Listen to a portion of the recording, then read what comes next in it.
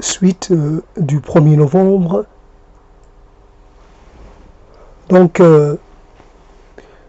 c'est toujours problématique, si je peux dire, cette histoire de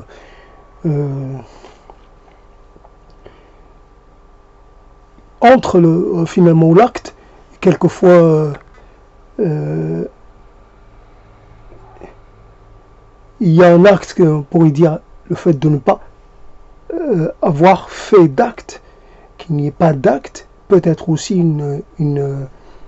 une source de remontrance et de reproche.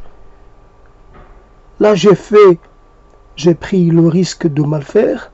Là, je n'ai pas fait. Donc là aussi, j'ai pris le risque de mal faire. Des deux côtés, quelqu'un qui, par exemple, dans cette situation classique, connu, quelqu'un qui finalement, quelqu'un qui ne s'oppose pas, ne s'élève pas contre l'injustice, se rend complice de l'injustice. Alors évidemment, il y avait dans une culture en particulier, il y a cette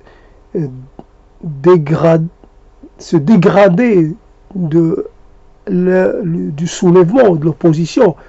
Alors il y a l'opposition par l'acte, donc c'est évidemment le grade le plus élevé, et puis il y a l'opposition par la parole, et puis à la fin, il y a l'opposition, en fait, le fait de s'élever contre par le cœur, par l'intérieur, donc au fond de soi-même. Je suis un opposant, mais je le fais dans mon fort intérieur. Donc je suis on fait quelque chose et on a le choix parmi les conséquences, on peut en entrevoir un certain nombre. Alors, des conséquences moralement supportables, éthiquement, j'utilise jamais le terme d'éthique. La morale, l'éthique, c'est la même chose. Alors, il peut y avoir une morale un peu plus traditionnelle, et une morale, je l'ai dit, issue de la religion, puis après, peut-être une éthique plus, je sais pas, le terme, l'éthique, l'éthos, je sais pas ce que ça veut dire exactement, en tout cas, c'est un peu la même chose. Donc, l'ensemble des dispositions qui essaient d'interférer ou d'empêcher la commission d'actes malveillants. Voilà, donc la morale, c'est un peu le repère qui nous permet de nous trouver une manière de bien agir. Comment bien agir? Évidemment, tout cela dépend du contexte et dépend de la période et dépend de plein de choses. Les morales peuvent évidemment s'opposer, peuvent très bien se contredire et être tout aussi légitimes les unes que les autres. Alors après, donc, l'acte, j'y pense par rapport à quelque chose que j'ai initié, donc de donner à manger à des pigeons, et donc de donner à manger le plus tard possible. Évidemment, avec cette... il y a des choses qui disent il ne faut pas nourrir les oiseaux à la belle saison, il faut les nourrir quand les temps sont durs, etc. Après, on sait, les pigeons, bon, un problème parce qu'un pigeon en amène un autre. C'est grégaire chez eux. Et après, le problème, c'était juste que cette histoire, que là, il était assez tard. La lumière du soir était allumée, donc la nuit est tombée. Pourtant, le pigeon n'était pas parti. Donc, quelque part, j'étais obligé. L'idée, c'est ça le truc. C'est-à-dire, je ne veux pas qu'il dorme le ventre vide. Donc, c'est ça le problème. Alors, ça vient de quel souci? Ah, ça nous amène très, très facilement en sortant de cette histoire, cette relation avec le pigeon, parce qu'en général, il y en a deux, là, il y en avait qu'un, celui qui est resté après que j'ai fini mes ma prise de parole première. Et avant que j'aille régler quelques soucis physiologiques, là, donc j'ai lui donné une belle, pas mal de riz, donc voilà, c'est un riz blanc d'Italie, j'imagine. Après, la chose est donc le souci de soi, en tension, en rapport, en relation avec le souci des autres. Qu'est-ce qui prime? Qu'est-ce qui est premier? Qu'est-ce qui est à privilégier? Le souci de soi ou le souci des autres? Alors, quelquefois, dans certaines situations, on peut toujours faire avancer le collectif, le groupe, et laisser soit l'individu, le particulier, loin derrière. Mais il y a des situations dans lesquelles il n'y a pas moyen d'échapper à cette priorisation de soi, à cette mise en avant de soi. Finalement, qu'est-ce qui peut prendre soin de soi à part soi-même? Et encore, soit on sait un peu ce qu'il nous faut, ou on a une idée, tandis que les autres, ils en ont une idée aussi, mais ils en ont une idée qui n'est pas totalement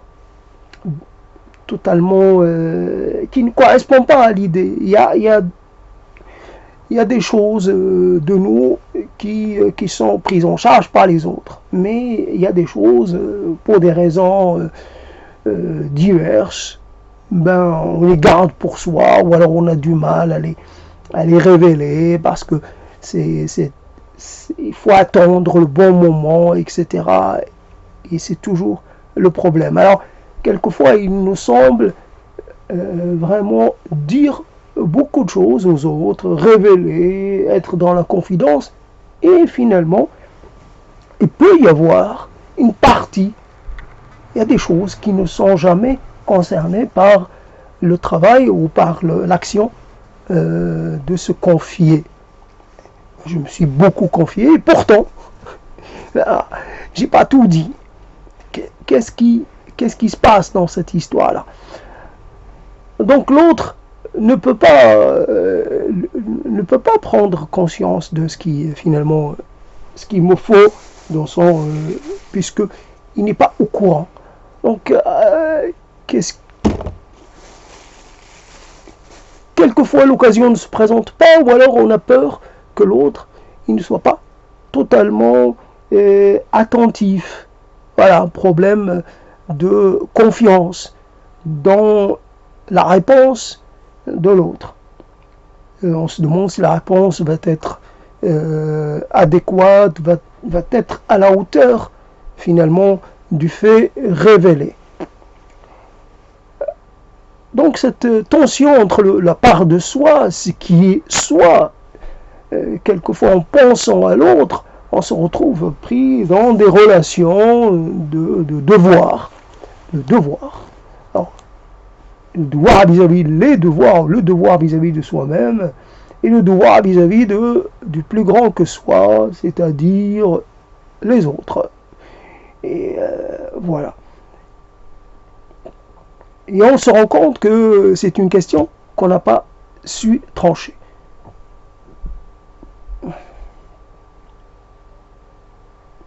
Il y a des moments où une action va avoir comme effet une sorte de bien-être, il y aura un retour positif assez fort, on est content de nous-mêmes, etc., parce qu'on a fait quelque chose pour l'autre. Mais quelquefois, ce sentiment de récompense, il n'est pas. On fait la chose contraint, je ne sais pas pourquoi, tout en sachant d'avance que le résultat ne va pas nous plaire.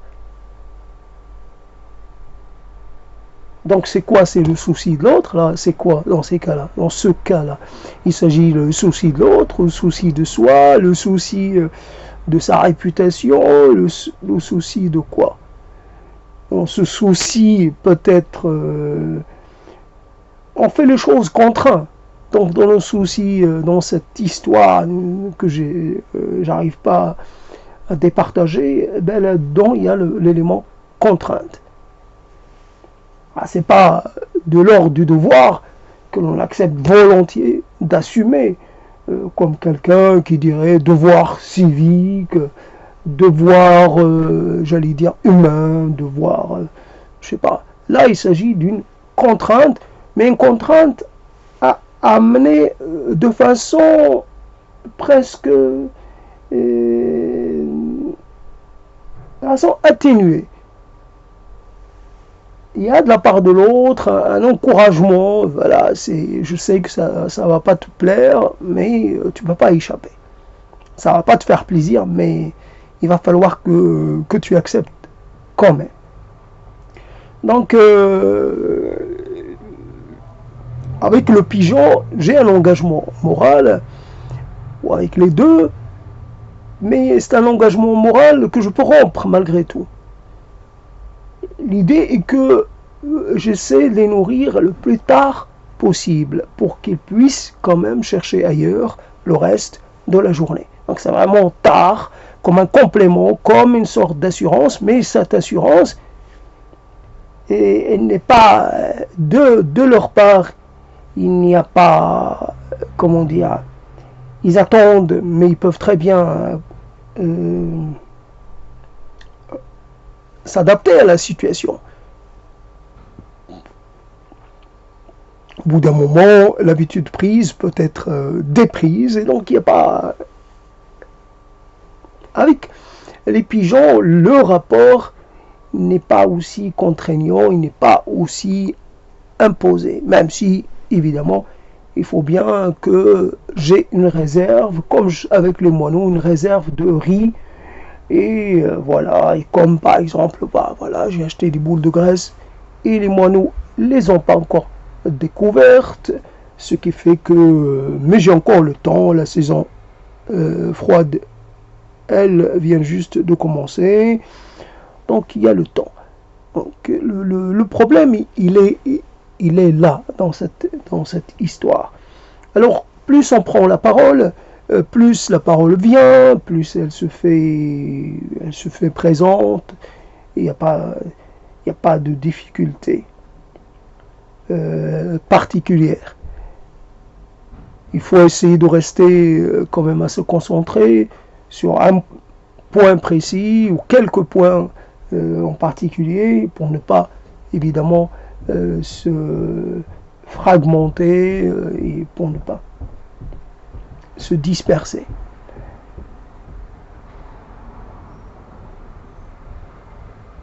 Alors j'avais pensé à une chose avant, pendant que j'étais en train de faire dans l'évacuation. Donc j'ai pensé à cette histoire qui est évidemment assez classique comme figure, celle du conseil ou celle de l'intervention ou celle du testament. Par exemple,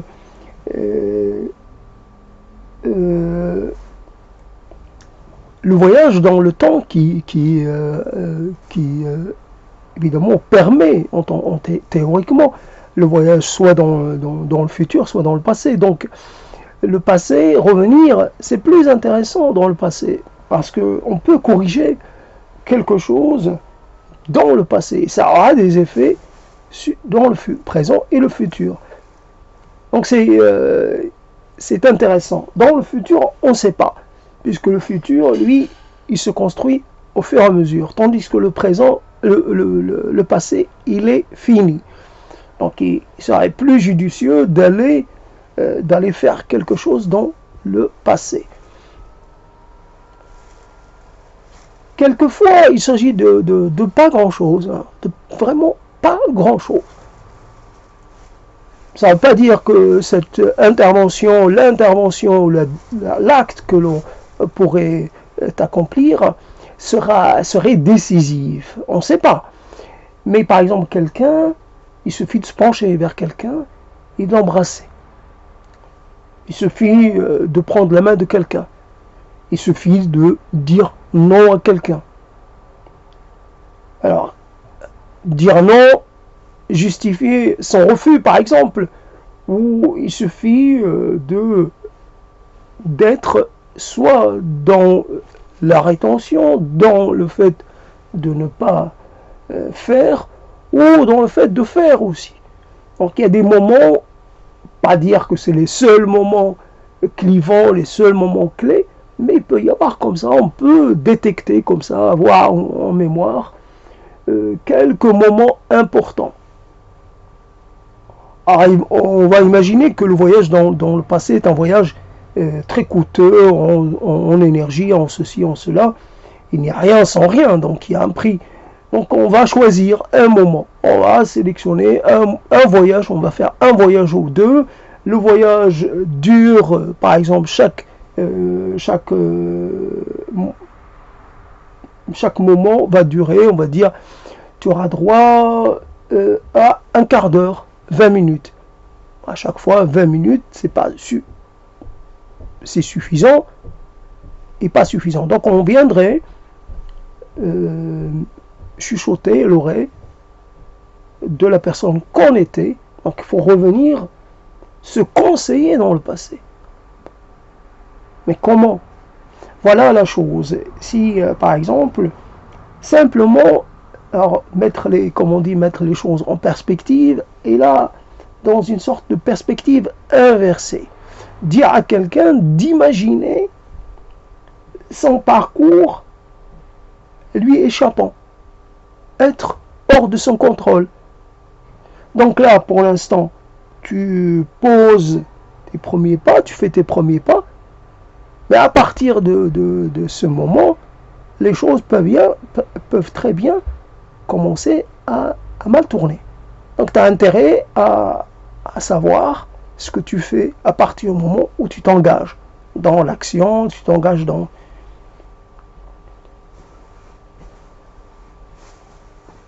Donc là, on a la capacité de porter un jugement, de produire, j'allais dire, une sorte de savoir, fait construit à partir d'accumulation, à partir d'expériences. Après, la qualité des expériences n'est pas le sujet. Est-ce que vraiment il faut une quantité d'expérience, la même chose, même phénomène, même situation, il faut les avoir vécues un certain nombre de fois pour pouvoir dire que le jugement comme une expérience, j'allais dire, de laboratoire qu'il faut refaire avant de pouvoir dire. Donc, avant de pouvoir être sûr que le processus est maîtrisé, etc., etc.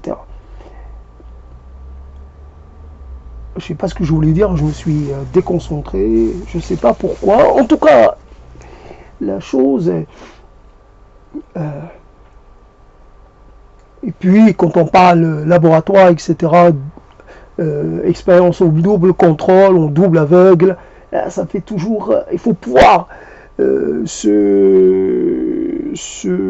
confronter à quelque chose. Donc, si je fais, moi je fais, et peut-être un autre comme moi, un autre qui serait dans une sorte d'un côté, et lui il ne ferait pas.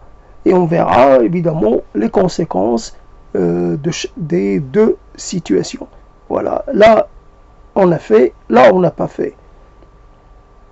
Et on va voir si réellement le fait de faire change quoi que ce soit à la situation ou pas. Fondamentalement, il y a des actes qui ne peuvent jamais conduire très loin.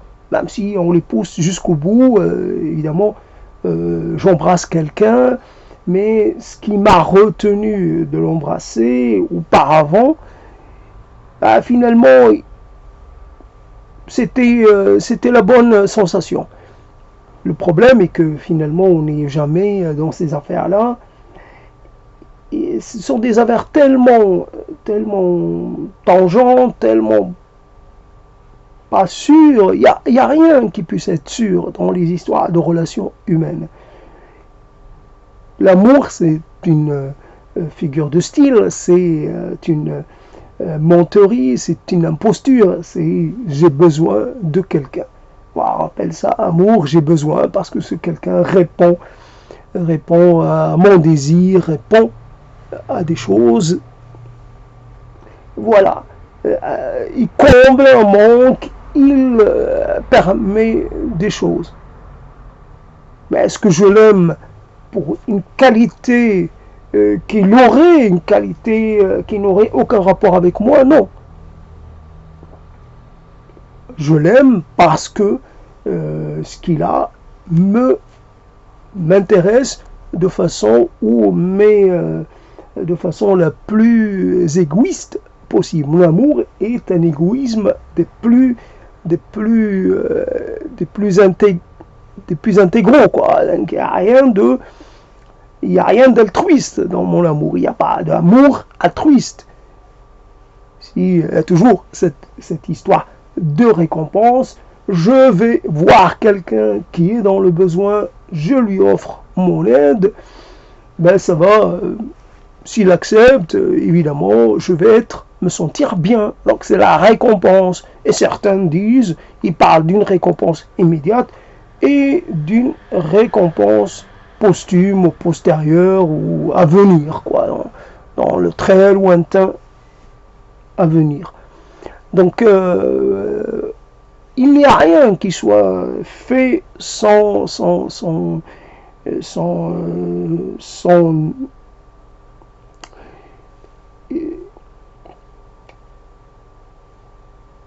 donc cette histoire, alors je me déconcentre, cette histoire de soucis de soi, un retour dans le passé. Quelquefois on a une vie, finalement quand on essaie d'y réfléchir, c'est une vie qui était pauvre en situation, j'allais dire, clivante en situation décisive. C'était pas si important. Alors toi, t'allais pas fonder une nouvelle religion. T'allais pas, même par accident, t'allais pas aboutir à une découverte majeure qui va changer quelque chose dans une discipline ou une autre. Ta présence n'est pas une présence, ou a priori, on va dire, jusqu'à un certain point. Quand on pense à ce roi irlandais qui, dont finalement un quart ou une grande fraction de la population irlandaise est issue, enfin, je sais pas, il a eu une descendance des plus conséquentes. Alors, comment on a su ça, je ne sais plus. En tout cas, on peut se dire que là où normalement j'ai empêché par mon inaction l'avènement ou la constitution d'une lignée, est-ce que cette lignée, voilà la question, on peut se poser la question, ma lignée, la lignée de mes proches, parce que je n'ai pas fait ce qu'il fallait pour qu'il puisse y avoir une lignée ou plusieurs lignées, ce qui augmente évidemment les chances de prolongement et de quelque part et de pérennisation dans le futur. Après donc c'est ça le problème. Le problème c'est on peut avoir une vie misérable, mais on peut avoir eu un passé, une vie passée misérable ou relativement pauvre, relativement assez vide. Ouais, j'ai rencontré combien de gens, j'ai eu combien d'opportunités, je n'ai pas donné suite à combien. Et là, on se rend compte que notre capital il est faible, le potentiel passé il n'est pas si important que cela. Alors les gens que j'ai rencontrés, est-ce qu'ils ont changé quoi que ce soit à la vie tout court? Ben, j'ai pas l'impression. Certains sont déjà morts. Donc, bon, certains ont eu une descendance, oui, d'accord. Je sais rien sur ce que ça va donner, mais pour l'instant, il n'y a rien. Certains font du bien à d'autres. Je peux pas je peux pas le nier. Ils ont dû faire du bien à d'autres, mais toujours dans une sorte comment dire,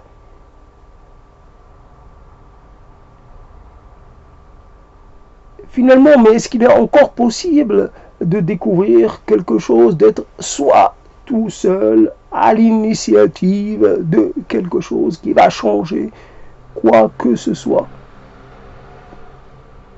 Prophète, souvent un prophète, c'est un continuateur, c'est un imitateur, c'est quelqu'un qui s'inspire de ce qui a été fait auparavant. Est-ce qu'il y aurait un prophète qui, lui, serait totalement,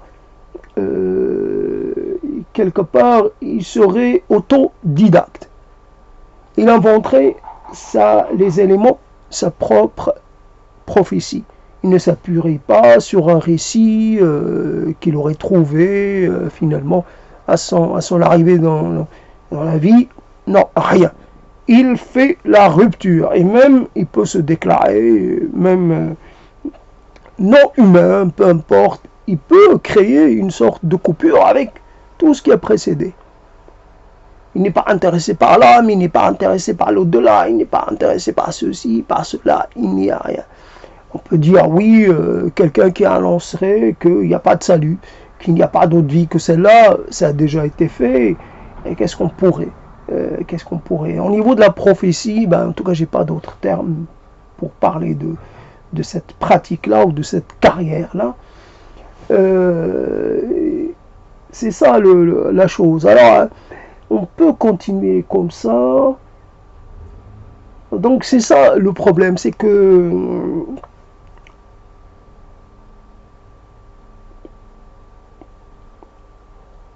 imaginons que je tombe sur un fruit parfait.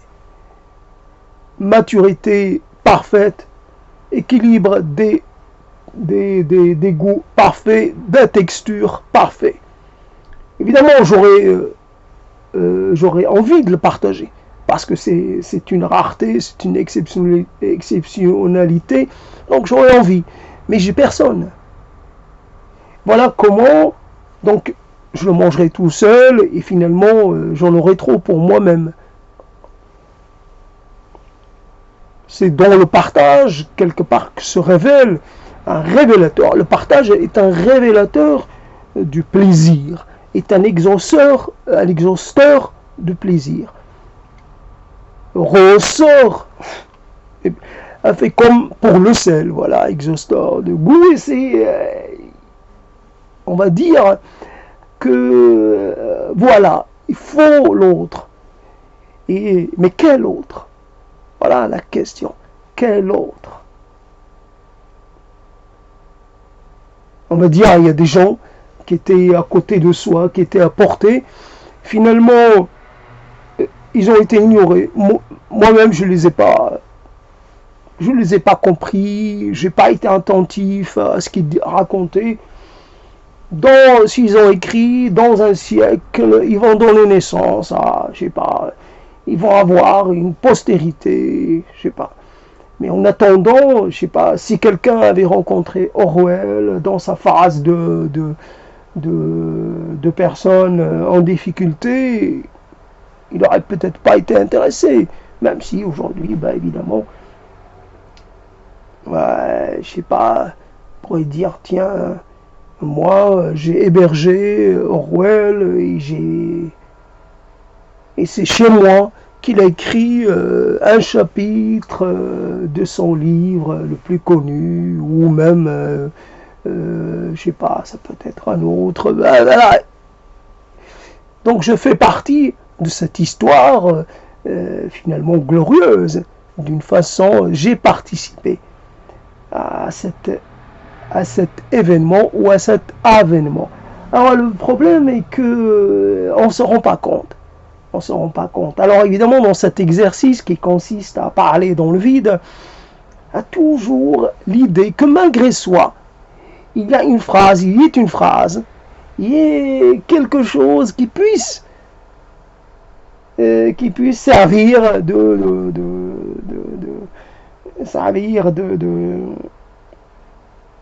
catalyseur à quelque chose. Alors on ne sait pas lequel, bien entendu. Et toujours j'allais dire, les prophètes sont plus aimés de leur mort que de leur vivant, sont mieux considérés de leur mort que de leur vivant. Avoir une carrière de prophète n'est pas toujours très intéressant, parce que ça veut dire qu'il faut accepter, évidemment pour des auteurs, évidemment, ils se portent mieux morts que vivants, les peintres n'en parlons pas, etc., etc. Il y a des gens, voilà, et c'est comme ça. La mort apporte quelque chose, donc c'est un ingrédient indispensable pour trouver de l'intérêt à l'œuvre d'une personne ou d'une autre. Ça fait...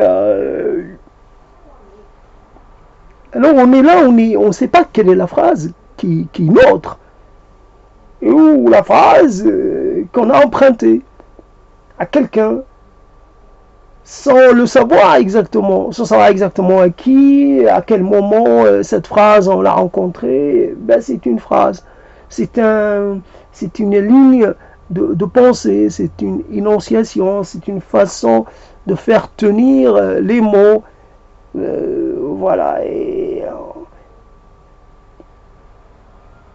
de toutes les façons, on ne s'appartient pas dans les mots qu'on utilise.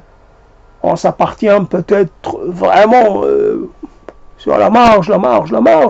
Si je dis non, je ne suis pas le premier à le dire. Si je pose mon veto à quelque chose, ben, finalement, il y a d'autres non, il y a eu d'autres vétos, il y a eu ceci, il y a cela. À chaque fois que l'on fait quelque chose, on se rend compte qu'elle a déjà été faite auparavant, que l'on pense une chose, que l'on formule une chose. Ben, donc on est dans une sorte de transmission, voilà, on se passe un peu le relais de l'un à l'autre jusqu'à ce qu'il n'y ait plus de langue, jusqu'à ce qu'il n'y ait plus d'internet, enfin de numérique, de YouTube, etc., jusqu'à ce qu'il n'y ait plus de passerelles, jusqu'à ce qu'il n'y ait plus de moyens de passer quoi que ce soit.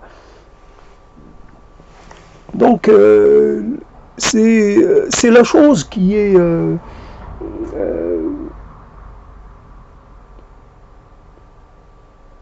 alors la chose ressemblerait à ça. On a creusé un puits. Au départ, le puits, c'était un petit trou. Puis à force de creuser, ben, le puits prend forme, il devient profond. Mais c'est nous qui l'avons creusé. Donc, à un moment donné, on ne peut même plus regarder au fond, parce que c'est très profond.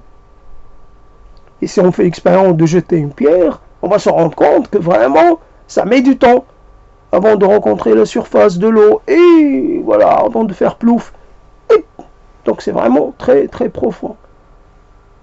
Et puis, si on a le malheur de tomber dedans, ben, le puits, il ne va pas nous faire un bon accueil parce que nous en sommes le père, la père et la mère. Non. Donc, ce regard que l'on a en profondeur sur sa propre vie, évidemment, cette énorme excavation, cet énorme trou que l'on a fait dans le tissu de la réalité, ou je ne sais pas quoi, on va se rendre compte que quelque part, ça fait peur à quel point c'est profond.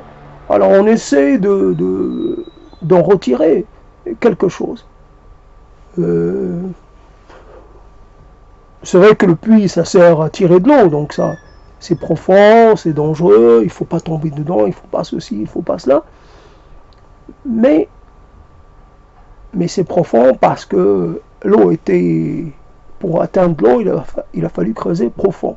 Donc pour avoir accès à une vérité ou à une vision, il faut avoir beaucoup vécu. Et à ce moment-là, on commence à puiser son nécessaire en mots, en formulation, en idée, mais c'est trop tard. La terre que l'on voulait arroser, ben, elle a été emportée. Puis même les gens, quand vous voulez, je sais pas, les graines ont disparu, il n'y a plus rien à faire pousser. Il y a de l'eau, elle peut servir à nous abreuver, mais c'est tout. Il n'y a rien d'autre. Donc l'important, enfin, ce qui était en relation, n'existe plus. Donc il n'y a plus rien à faire. Faut attendre la fin. Voilà, il faut attendre la fin devant le puits, devant finalement cette perspective presque, comment dire, qui se perd dans la pénombre. Mais voilà, il n'y a personne. Personne va passer pour me demander de l'eau. Moi, je pourrais dire, tiens, j'ai étanché la soif de quelques personnes, rien. Non. Parce que tout le monde a son puits, ou je sais pas quoi. Quelque part, il n'y a pas besoin de l'eau que j'ai réussi à faire remonter. Voilà, donc là, la conscience, ou la lucidité, ou la compréhension, ou peu importe, vrai ou pas, fausse, ou on pourrait y avoir de la conscience qui n'en est pas. C'est une illusion, auto-persuasion, comme j'ai l'impression d'avoir compris, en fait, finalement, je n'ai compris que ce que j'ai foi dans ma compréhension. Donc, quelque part, je ne peux pas interroger ma compréhension ou ma conscience. Et finalement, non, c'est ma conscience, dès que je veux la partager avec quelqu'un d'autre, ben, ça devient incompréhensible. Ça n'offre pas d'intérêt à quelqu'un d'autre. Moi, ça peut me faire du bien, ça peut me consoler, ça peut m'apaiser, je sais pas, mais en tout cas, mais quelqu'un d'autre, non. Ça a un côté,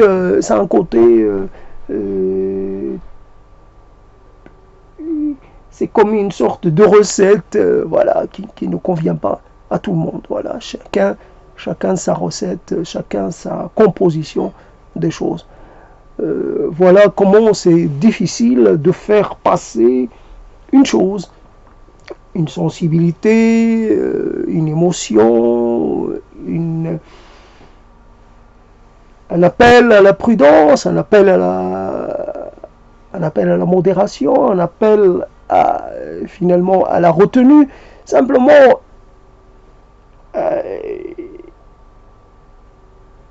au fait de ne pas se précipiter dans ce que l'on fait, pour ce qu'on pourrait être amené à faire. Attendre un peu, ne pas se laisser un peu emporter par l'enthousiasme, je sais pas, ou ne pas être totalement, ne pas croire en sa propre vision, ses propres perceptions, même sa propre clairvoyance, ses intuitions, faut surtout pas croire en soi-même. Car cette croyance est une croyance, la croyance du moment elle va être finalement, non pas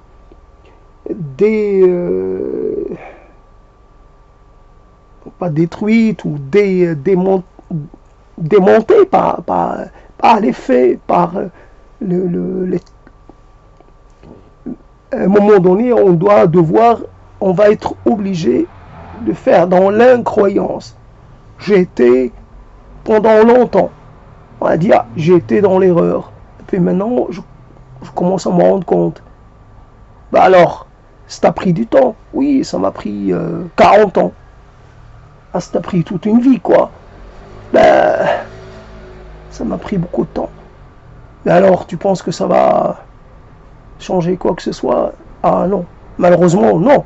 Ça va rien changer en profondeur. Ça change uniquement au niveau de l'énonciation. Comment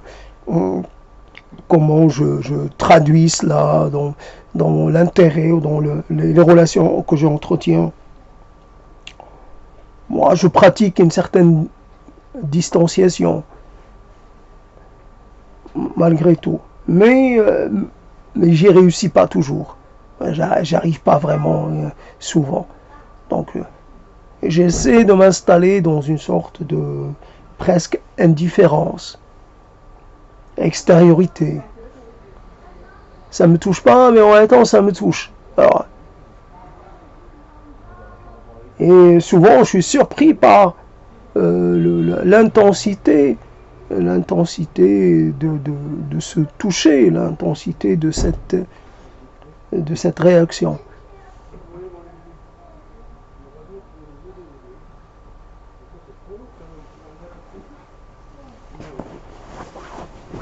Ah, c'est marrant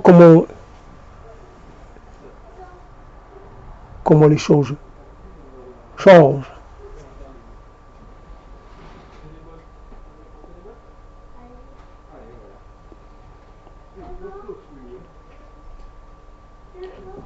En fait, on aimerait pratiquer cet exercice de cette rétrospective, quelque part, finalement, s'engager dans une sorte de jeu, voilà, compétition, à celui qui a le moins bien fait. Voilà, je donne un exemple. Voilà, j'ai pas bien fait là, j'ai pas bien fait là. Moi, j'ai fait mieux. T'es à combien? T'es à 28. Moi, je suis à 32. 32 malfaçons. Mais vraiment, tu malfaçonnes beaucoup mieux que moi. Attends. Ne crie pas victoire trop tôt, je vais chercher. Ah, on est à égalité, on est presque à égalité. Fais attention. Le temps avance et on risque de finir à égalité. Il va falloir trouver comment trancher. On ne peut pas être à égalité.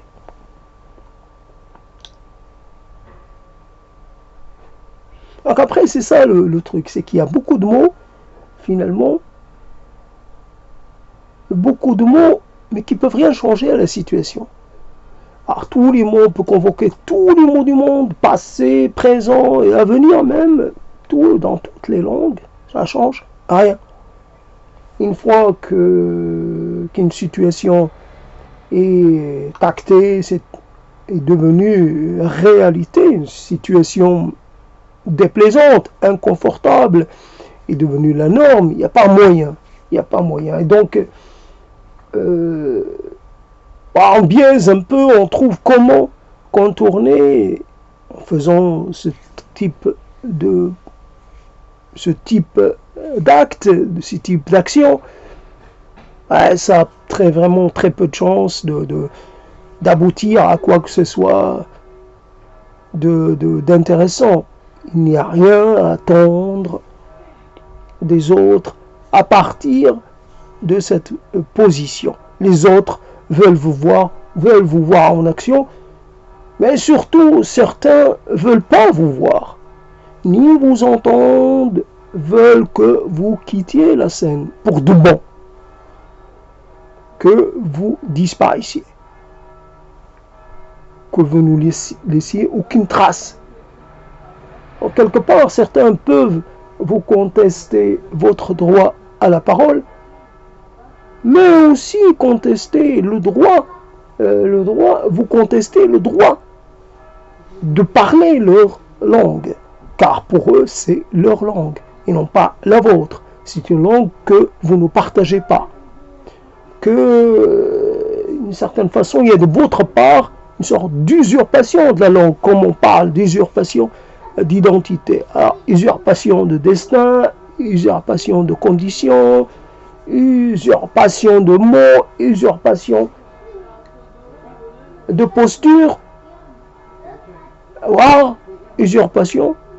Et quelque part, vous n'êtes pas à votre place. Vous n'êtes pas assez, vous n'arriverez jamais à vous hausser à la hauteur de l'autre pour qu'il puisse vous considérer comme son égal, comme son équivalent. Là, il n'y a rien à faire. Donc voilà, donc il va falloir jusqu'à la fin accepter l'idée que l'on est une sorte de mineur, une sorte d'immature dans la langue, immature dans le raisonnement, immature dans la revendication, immature dans le discours, immature dans l'exigence, immature dans l'idée de se trouver légitime à contester tel ou tel aspect d'une réalité, une réalité un peu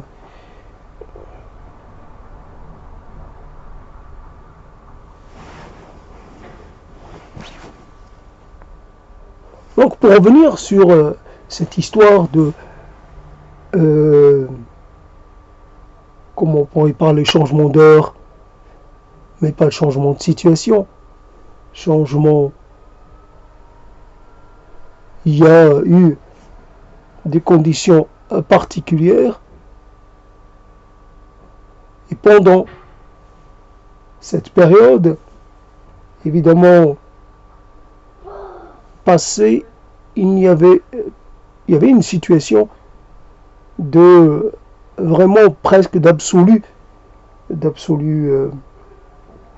qui n'a pas son équivalent.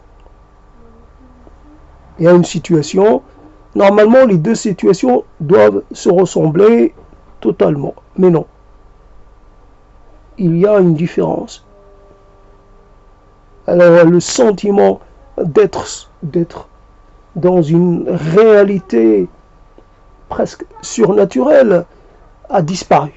Il y a une réalité qui reste particulière, mais elle a déjà un aspect du déjà vu, et puis il y a des exceptions qui font qu'elle ne correspond pas à la réalité, à l'autre réalité qui devrait être l'inspirer, qui devrait être son modèle. Il y a quelque chose. Alors voilà donc comment on pourrait dire changement. Voilà. Autre jour, autre soleil, autre lever de soleil, d'autres gens seront toujours là pour éprouver de la joie, pour éprouver de l'intérêt pour les choses, peut-être pour s'intéresser aux mêmes choses que vous. Le soleil sera toujours le même, donc il sera toujours, a priori, il y aura toujours la même intensité, la même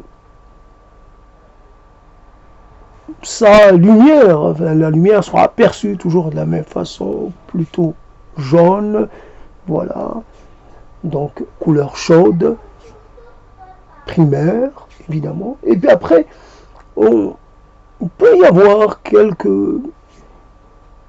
après, ce qui fait plaisir à notre nature profonde, sera toujours le même, sera toujours à la recherche de la récompense. Le plaisir est dans la récompense, et donc le plaisir est d'autant plus fort que la réponse est forte. La réponse est conséquente. La récompense est conséquente. Voilà, donc c'est ça. Alors, devoir partir, laisser le soleil à d'autres, laisser les jours à d'autres,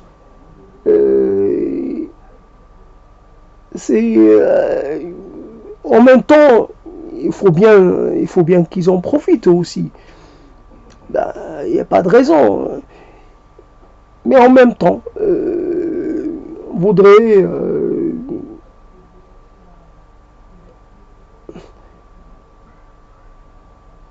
le problème est toujours dans cette conscience, même si cette conscience a tendance à ne pas à être un peu mouvante. C'est pas quelque chose qui est là persistante, vraiment accrochée à soi. Que on vit à chaque fois, on vit un moment exceptionnel. Ce moment exceptionnel, il a beau se répéter, il reste un moment exceptionnel, un moment provisoire. Et on se rapproche, et ce provisoire devient de plus en plus fort et de plus en plus évident quand on commence, d'autant plus qu'on commence à basculer. Et on sait que la jambe qui a été la nôtre, qui a été à notre disposition, notre allié, qui a fait partie de nous, cette jambe, elle ne va plus. Elle ne va plus vouloir continuer avec nous. Alors la jambe, c'est peut-être pas la jambe, c'est le bras, c'est l'œil, c'est une chose, une autre, qui va nous lâcher. Avant de céder le monde à d'autres, on pourra même plus le contempler avec eux une dernière fois. Il ne sera plus possible parce qu'il faudra nous transporter pour aller admirer le soleil et nous transporter. Ce sera toute une épreuve. J'arrive plus à porter mon corps, il faut qu'on m'aide. Et puis, il faut qu'on m'amène, et puis qu'on ramène. Et puis, voilà, il faudra que je paye pour cela. Mais peut-être que j'aurai pas les moyens. Je n'en aurai pas les moyens. Donc, il va falloir que je vive sur les soleils anciens, sur les levées de soleil passés que j'ai en mémoire. Et Dieu sait que je n'en ai pas beaucoup. Je n'en ai qu'un. C'est peu. Un seul moment de lever de soleil vraiment passé qui m'a marqué. Il n'y en a qu'un. Voilà comment d'une sorte de balbutiement premier, il y a une reprise de contact avec la parole. Et puis une fois qu'on s'est installé dans cet exercice, on peut que continuer. Ça ne veut pas dire qu'on aura droit à des dons ou à des faveurs, mais qui sait, on peut être favorisé par l'aléatoire de l'énonciation. On peut finalement mettre en mouler quelques mots, quelques phrases. Voilà, on a créé un moule. Voilà, on n'a pas utilisé les moules existants, on a créé un moule, un nouveau. Voilà, donc quelque part, la chose, elle est là. Alors, j'essaie d'arriver à 1 heure, puis je vais m'arrêter. Pleurer le monde seul, pleurer, être là, à pas savoir, et même pleurer, mais même plus être capable de pleurer métaphoriquement, pleurer un peu en surface, hein. À l'intérieur de soi. Est-ce qu'il y a encore de la tristesse? Bien sûr qu'il y en a, mais je ne sais pas ce qui se passe. Je ne sais pas ce qui se passe réellement à l'intérieur. On se sent un peu indifférent, mais en fait on sait qu'on ne l'est pas. Parce que on a été quelquefois vraiment comme ça, traversé par quelque chose de totalement comment dire, imprévu. Voilà, on a réagi, surréagi. Voilà. Donc on reste un corps qui essaie d'encaisser. Alors quelquefois il y arrive bien, et d'autres fois il y arrive moins bien. Mais quelquefois un petit événement qui aurait été assez bénin, ben finalement peut être responsable de l'émergence, la remontée d'un flot de j'allais dire, de, de, de quelque chose, voilà, quelque chose de totalement qui... Et on aimerait que, finalement, on aimerait s'en rendre maître de cela plutôt que de subir cela de façon soudaine. On aimerait contrôler cette violence, cette force, cette nature un peu qui va un jour prendre sa revanche, comme on dit pour la rivière, elle retrouve toujours son lit. La nature, sa nature profonde qui est tenue un peu qui est un peu domestiquée, qui est un peu maintenue elle peut briser ses liens. Donc voilà, les liens que l'on met, toute cette ce contrôle que l'on dispose, on met en place, finalement peut se briser comme ça. Et à ce moment-là, il n'y a plus rien, plus rien ne peut retenir la catastrophe de se produire. Voilà, tout est emporté. On peut dire que ce n'est pas grand-chose, parce que tout ce qui se déséquilibre va se rééquilibrer, une nouvelle. Et finalement, voilà, c'est comme ça, les choses avancent, mais elles avancent d'autant plus qu'à l'occasion de quelques, je sais pas, là ça libère quelque chose, il y a un espace qui n'était pas libre, il est libre. Dans cette catastrophe, ben, c'est pas en totalité que c'est une catastrophe. Je sais pas, voilà, donc soit on n'est pas important dans l'affaire. Et je sais pas ce qui permet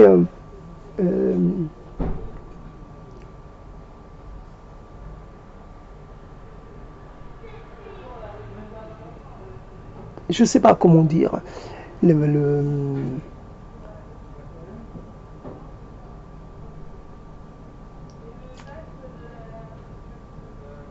c'est toujours très, pour finir cette histoire, ce dispositif un peu,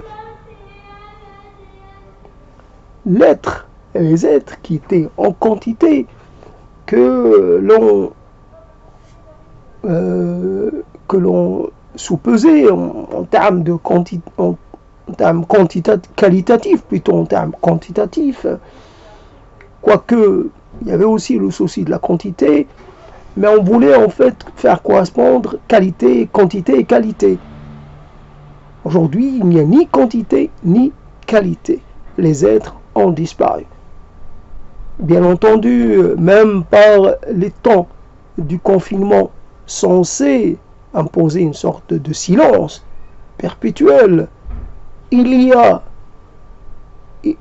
de quelque chose qui vient rompre ce silence légal. Voilà, silence, voilà. Des voitures circulent, des gens parlent, c'est pas normal. Ben donc, quelque part,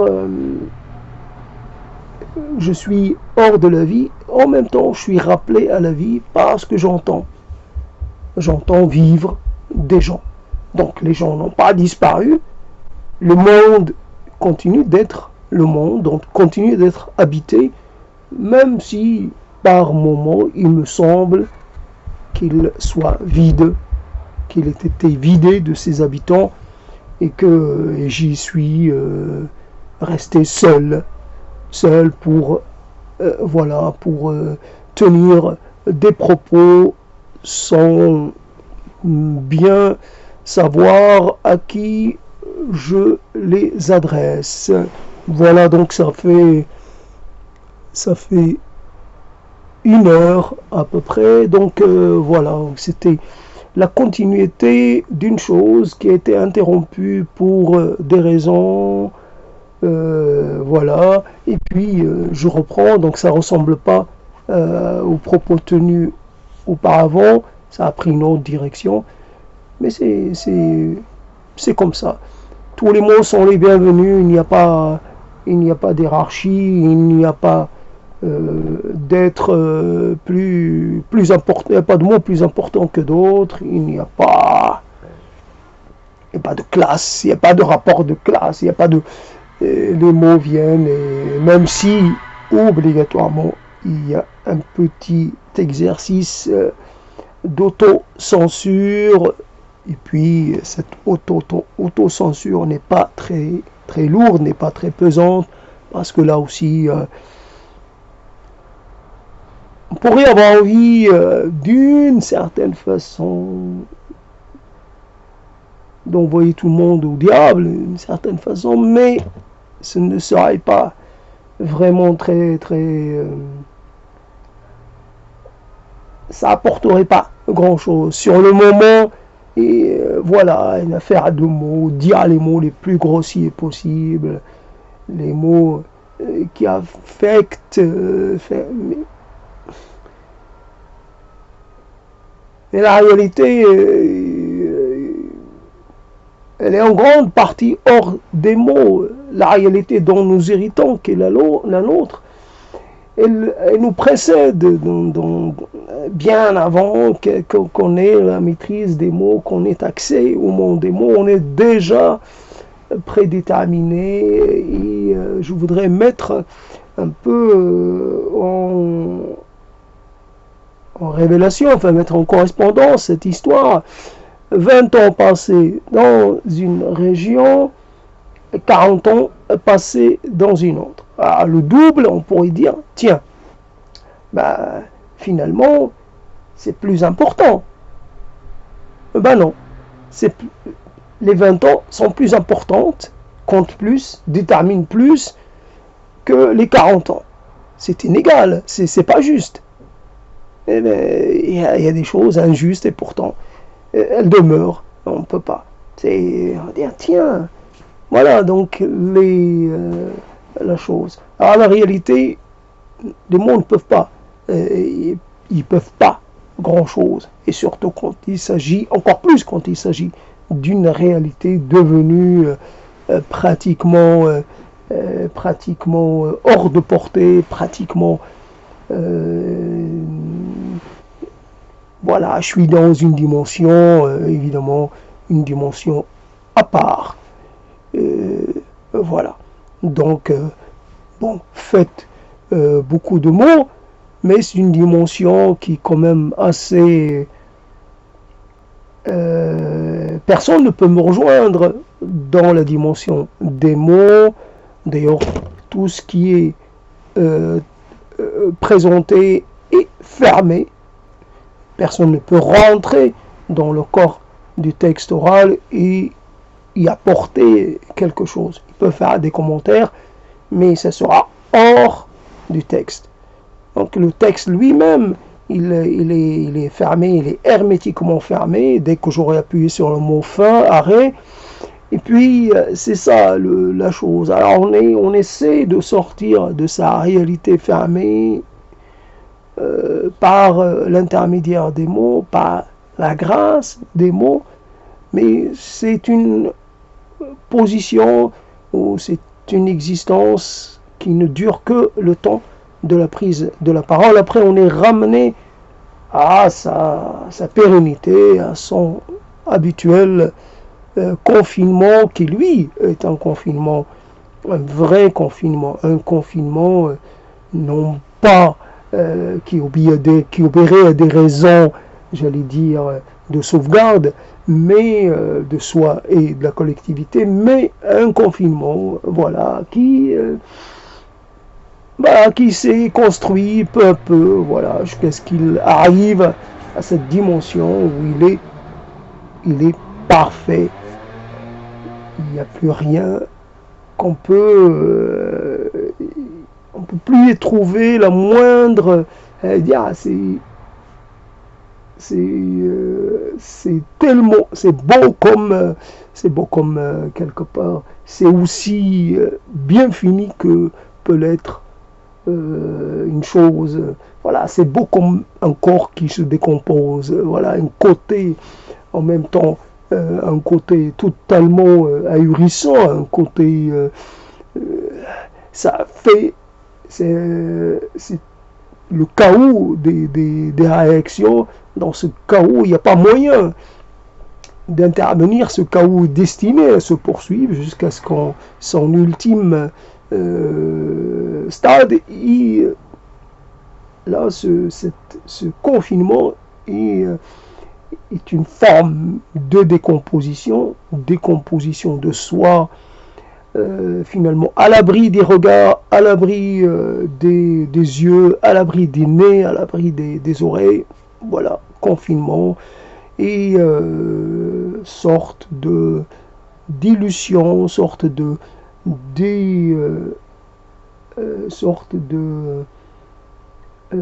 dissolution dans quelque chose que on pourrait appeler néant, bon, peu importe, dans quelque chose, voilà, que la nuit emporte, que les jours emportent, que le temps passant emporte, voilà, au loin, voilà, donc, autant, voilà, quelque part, on pourrait dire, le vent emporte quelque chose de nous, l'écho de nos paroles, je sais pas. Là, c'est quelque chose de moi est emporté au loin. Tout, finalement, il ne va rester de moi pas grand-chose, même pas un squelette, même pas une forme, il restera à rien. À force de perdre de la matière, de perdre de la substance, il ne restera plus grand-chose. Voilà. Donc, c'est fini pour l'instant.